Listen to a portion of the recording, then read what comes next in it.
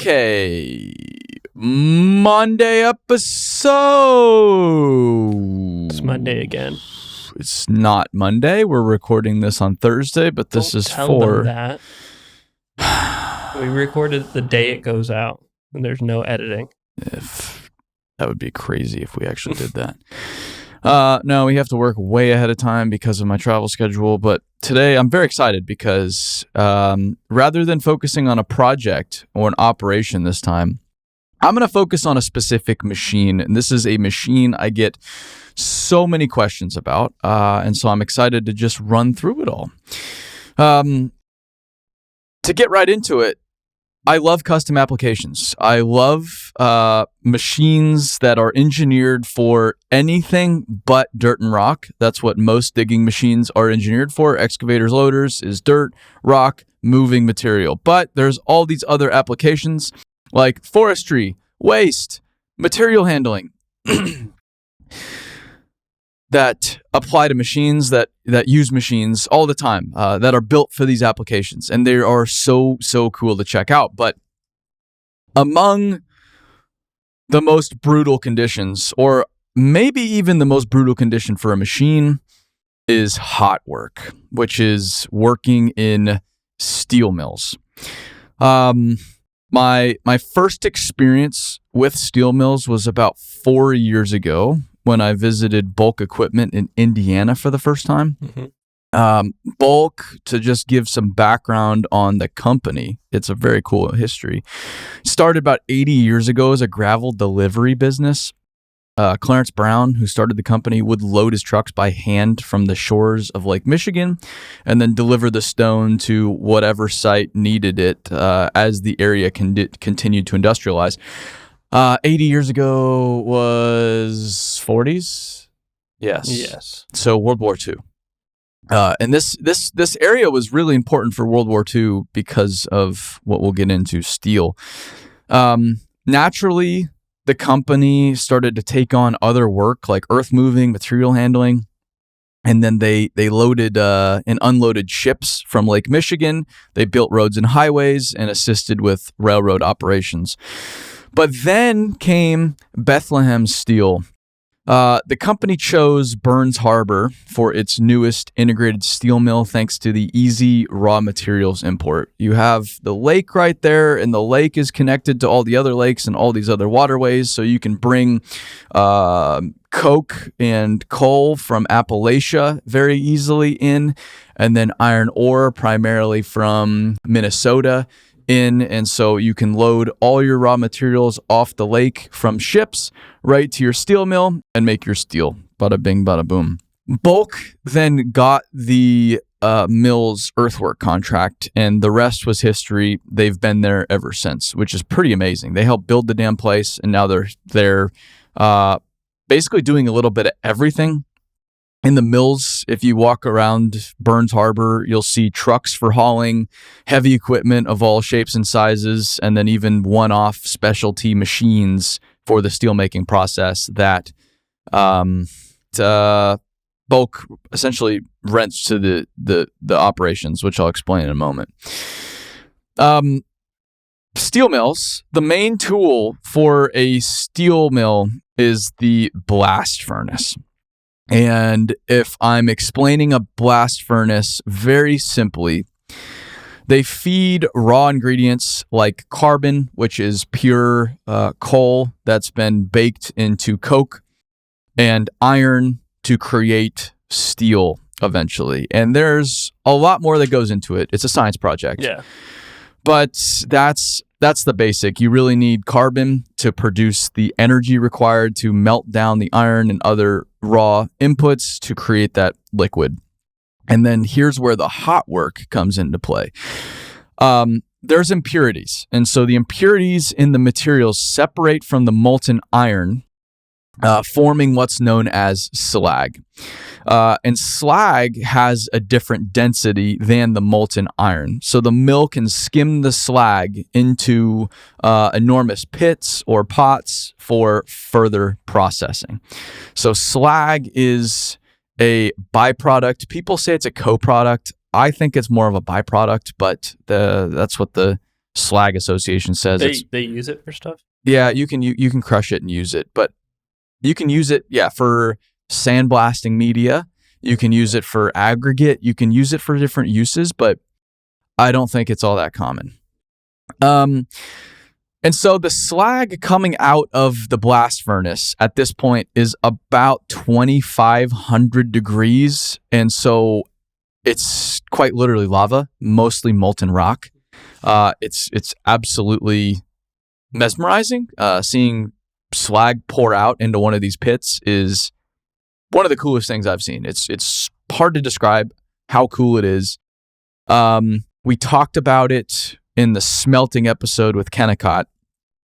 For whatever reason, your mind is just immediately drawn to it like a moth to a flame. When I first went to one of these big mills, from afar, I got to see the loaders digging into the slag. And you can tell even from far away that these aren't your everyday loaders. Everything about them is very, very custom.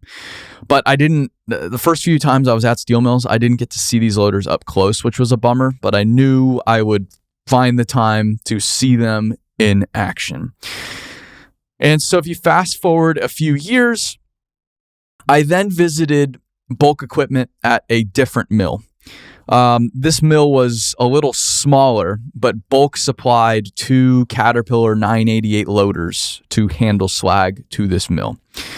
And before we get into the loaders themselves, just to give everybody a little context as far as how the business works, bulk rents these machines to many, many of the mills.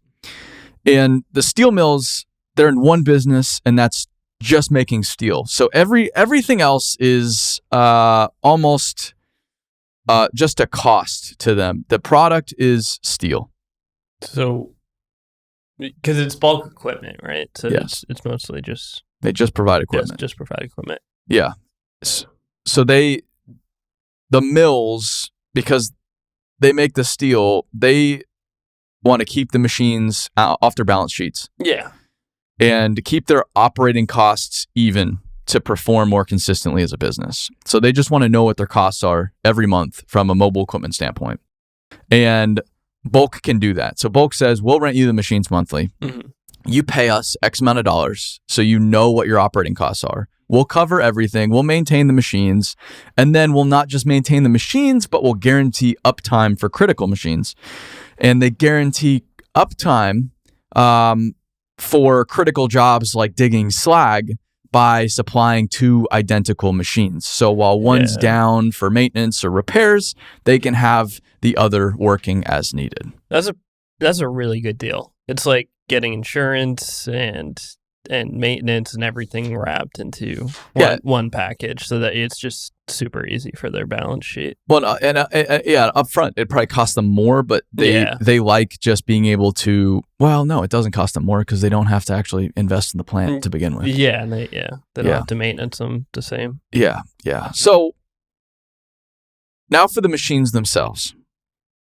When we visited this mill for the first time, we were there on a cold day, and mills look like completely different planets.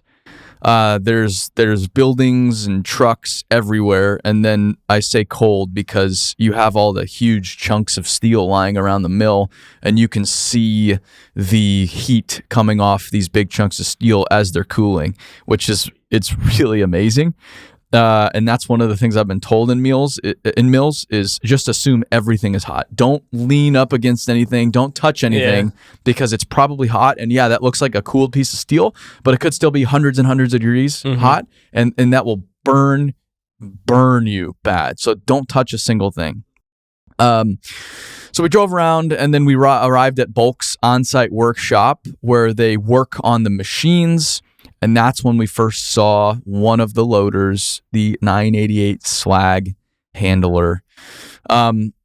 Typically, the 988 is a quarry platform built to dig shot rock from a face, carry buckets of material from a face to a crusher, and manage aggregate piles. So this is typically a quarry platform. Almost always will you see 988s working in aggregate in rock at quarries. But These machines are not built for gravel. They've been heavily modified. First of all, bulk buys older machines so that they don't have emissions, which is very critical from a reliability standpoint, because anybody running any kind of machine with emissions knows that they're less reliable than old school machines. So they run primarily H models, I believe. So they take these H models, they break them down, and then they modify them. And I have a list of modifications. They have to remove all plastic and rubber from the machine's exterior and replace everything with steel and metal. So if you look around a machine, you'll notice a lot of rubber, a lot of plastic, like around lights, like mirrors, and all of that has to go because of the heat. They build steel belly pan guard plates to protect the engine and transmission of the machine. They have to fire sleeve all of the hydraulic hoses, grease lines, and wiring harnesses with a high heat protective sleeve. They have to upgrade the cooling package, of course. They upgrade or install a fire suppression system. They upgrade the tires to smooth radial tires with protective chains on them, which are very expensive. They upgrade the bucket to an application-specific bucket. This bucket is built specifically for slag and high heat. If you put a normal bucket into slag, it will completely crack and be destroyed very quickly. So these buckets are way reinforced, built with a harder steel, and then the floor of the bucket is way more heavy duty, which is pretty cool. So it's like tool metal, basically. I don't know. Yeah, stronger than that. It's way stronger than anything you'd ever see on a normal bucket, and it just looks beefier. Yeah. They install blast resistant glass on the cab. Normal glass doesn't cut it. They have a park brake override system and transmission override system in case they have to recover the machine, in case the machine dies while it's on the slag pile. There's a hook on the back. They can grab the machine and pull it out without the machine being locked up. They reinforce the fuel tank. They reinforce the hydraulic tank, and they install a pressurized cab system, air system. And my favorite feature, above all else, is a boot cleaner on the back. So those are the modifications. Aircon or no? Well, yeah, it's pressurized cab. Yeah, pressurized cab. Yeah. So definitely reinforced and upgraded there. So this was the first time I saw one of these machines. We drooled over the machine in the shop. It was getting worked on. I think the bucket was getting worked on. Some preventative maintenance was getting done. And then, of course, we asked, well, where's the other one? Is it working? And they said, boy, is it working. So we said, let's go see it. And at this mill, about every hour or so, they produce more slag from the steelmaking process. And rather than like a slag pool outside of the blast furnaces, like the bigger mills that I've been to, this mill has a pit inside of the mill where they dump the slag from a pot. So sirens sound as basically this giant steel pot lined with ceramic carries the slag that's been skimmed off from the steel making process over to the pit. Then the crane tips the pot and pours the slag into the pit, which is, I would say, one of the top 5 coolest things I've ever seen in my life. It's just crazy to see liquid rock and metal splattering in front of you from a safe distance, and sparking. It's just insane. Then the pot goes away. The crane takes the pot away, and that's when the loader really goes to work. The key here, and this is what they've explained to me, is that even though the loader is protected, it's still 2,500 degree slag. It's still lava. And so they teach the operator to work the slag ahead of the machine with the specialty bucket. You don't just want to drive on top of the slag, or else the machine's potentially going to catch fire. So you put your bucket down and you start working the slag in front of you with the bucket, and the machine, you'll notice, is always moving. You don't want to keep the machine in one place for any amount of time either, because the tires can catch fire first is the highest risk. So the goal is to keep the tires on the ground and kind of off the slag pile. Well, but it's all hot around you. Yeah, so because there's been slag sitting on there. So you have to still, you don't want, while you can drive on it, in theory, you try not to, because it can damage the tires, catch them on fire, especially if you stop for too long. It's like the machine can catch fire. Like hot potato with a massive machine. Yes, yeah. It's just such a specialized gig. The machine will come in and work the slag a little bit to spread it out so it cools down. They don't want to handle it when it's in its liquid state typically, because it just makes a mess. So they try to cool it down a little bit. And then as it starts to solidify, it's still glowing and it's no longer liquid. They'll dig it and haul it to a pile outside of the mill, which will then have like sprinklers spraying water on it to cool it down further before they load it out. So some of it definitely is like molten in the middle though. Yeah, no, you can, I mean, it's still glowing. They're picking up these buckets of material and the whole bucket's glowing. So it's starting to get to a more solid state. Yeah. But it's still 2,000 degrees. And is there like a time period that they have to work? Like, is there a time where it's like, oh shit, I have to get this done before it completely solidifies? Yeah. You can't let it set up too much, or else it's stuck there, and then they have to bring a hammer and chisel it all out to carry it out, which happens. Yeah. I think there's a lot of like slag pots you'll see, or just pots in general at mills for whatever reason. Something will cool, and then they'll have to go in there with a little jackhammer and basically peck it all out to recover that pot.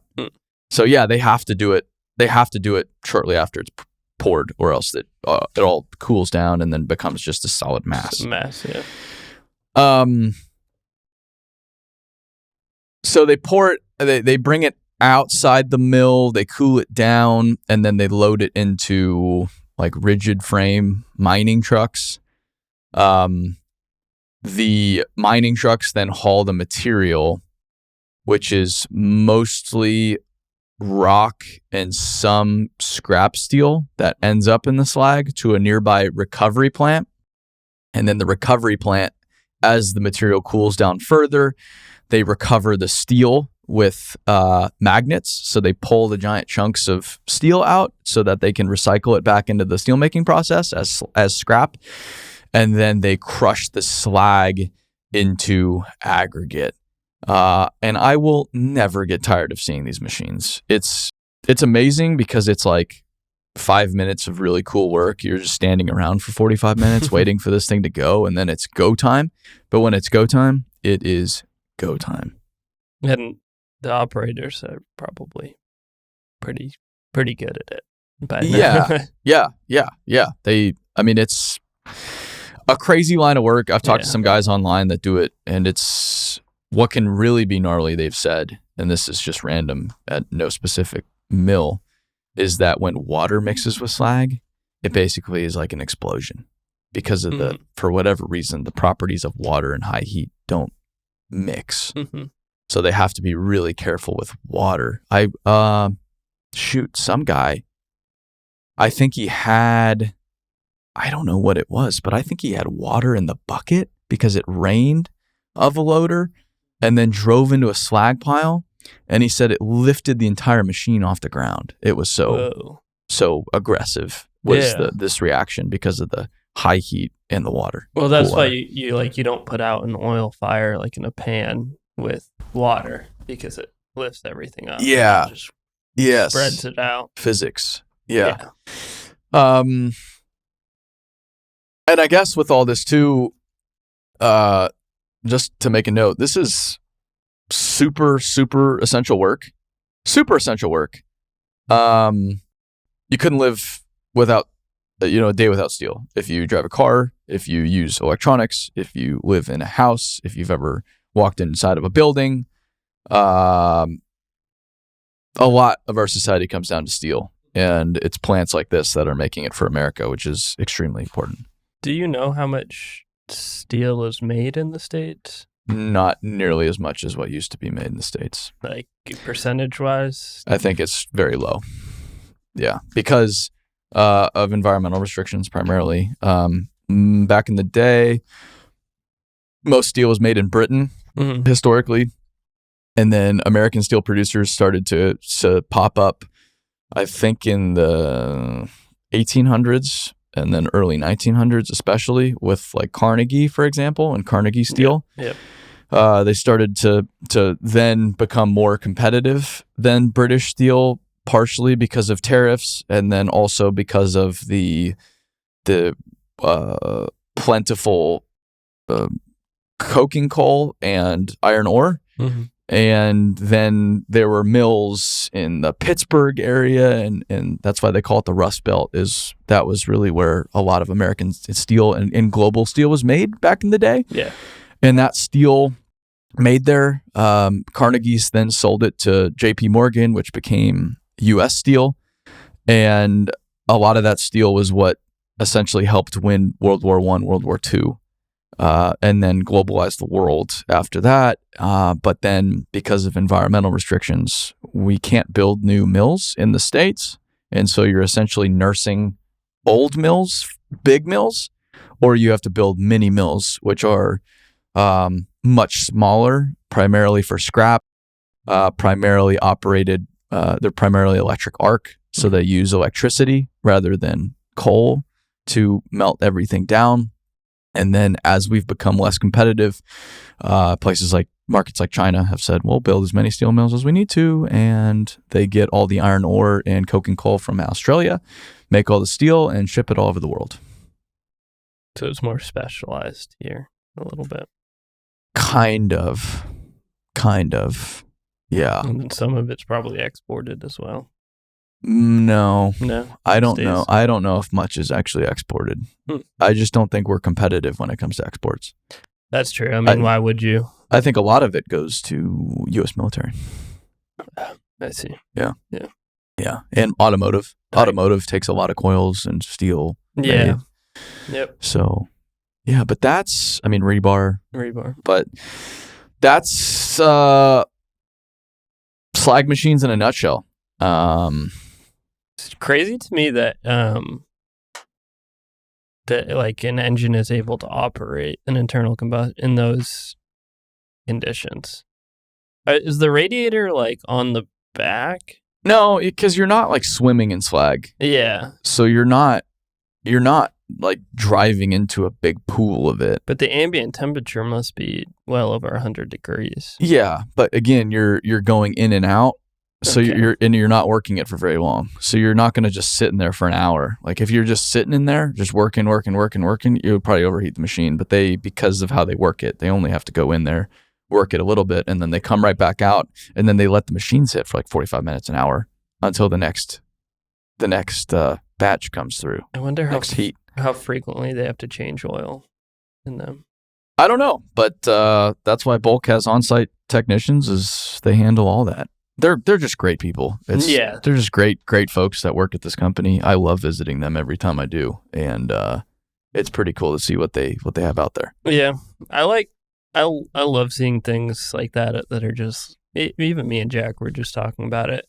Machines that are just maybe like an older machine that's like repurposed and just like sort of pimped out. Yeah, basically. Well, these like are old race cars and stuff that are just like, you're like, well, that probably wouldn't be anywhere near competitive today with like a modern car. Yeah. But because you've done all these mods, it's like now competitive again, and if not better. Yeah, and I love seeing these modded machines because a lot of times there isn't like a right way to do it. You don't just pull out the handbook and, oh, okay, so this is what we need. We need XYZ to actually modify this machine like this. There isn't a standard like steel mill slag package from Caterpillar that you just order from factory. No, it's all trial and error. So you build out the machine, you see what works, you see what doesn't work, you see what breaks, and then you basically iterate and build the next version of the machine for yourself as you go. Yeah. Like and we'll probably cover this operation at some point. The D11s I see at the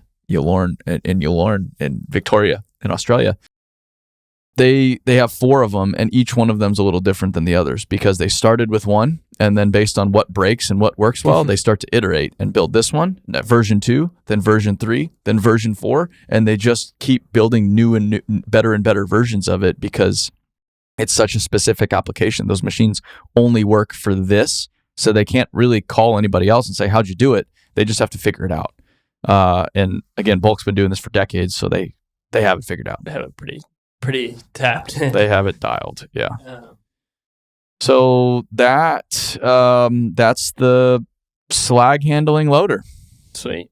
Hope I get to see one day. I probably never will, but hopefully. There's plenty of footage though. This one's not too far from us. So we'll link some footage in the description for this. Yeah, there's a video on YouTube about this stuff. Yeah. Actually, I think it's one of your best performing ones too. Yeah, because it has lava in it. Everyone loves lava. Everybody who doesn't love lava. So if you want, for Feature Monday episodes, me to feature a specific machine you've seen on my social media, a project, a company, let me know. I'm trying to do more research and come more prepared to talk about unique things. We covered Kennecott last time. We covered this machine this time. I might feature a specific company on the next one. I'm already thinking through which. I won't say yet, but I might do a company feature on the next go around. So if you have any ideas, send it to dirttalk@buildwit.com. We'd love to hear from you. Yep. And we'll see you on the next one. Stay dirty, everybody.